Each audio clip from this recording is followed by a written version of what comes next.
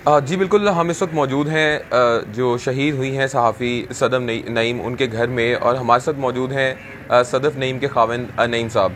नईम साहब से बात करते हैं। सर, कल रात तदफ़ीन हो गई, आज खान साहब भी आए, तो आप अपने डिसीजन से मुतमईन हैं जो आपने कानूनी कार्रवाई ना करने का फ़ैसला किया था? जी बिल्कुल, मैं बिल्कुल मुतमईन हूँ, क्योंकि वो अपनी जॉब पर शहीद हुई है। मैं तो शहीद ही कहूँगा।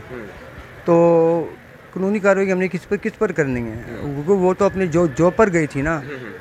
उसकी ना किसी की दुश्मनी थी, ना ही वो ऐसी थी कि किसी से लड़े। जो भी हुआ बस एक हादसा हुआ है। आप लोग कह रहे हैं कि ये जी ज़बरदस्ती करवाया गया आपसे कानूनी कार्रवाई ना करने का फ़ैसला, तो ये आप जो लोग इस बात को कह रहे हैं, आप उस बात को डिनाई करते हैं कि मैंने ये खुद से किया है फ़ैसला? सर, अब ये लोग अपनी सियासत चमका रहे हैं, तो मैंने कुछ कह सकता। हालांकि इस्लाम इकबाल साहब मेरे साथ थे वहाँ कामों की में।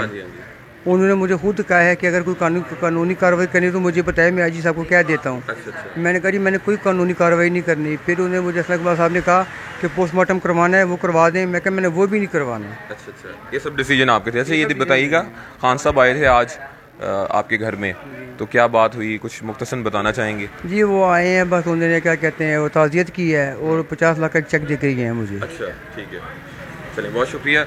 और ये थे सदफ़ नईम के ख़ाविंद, और उनकी जानिब से ये कहा गया है कि जो लोग ये कह रहे हैं कि सदफ़ नईम के अहले खाना से ज़बरदस्ती ये फ़ैसला करवाएगा कि वो कोई कानूनी कार्रवाई नहीं करना चाहते, तो सदफ़ नईम के ख़ाविंद ने इस बात को डिनाई किया है। PTI का हकीकी आज़ादी मार्च सिर्फ बोल दिखा रहा है। 24 घंटे हकीकी आज़ादी मार्च, सबसे ज्यादा रील्स और सबसे ज्यादा रेटिंग्स के साथ बोल रहा नंबर 1।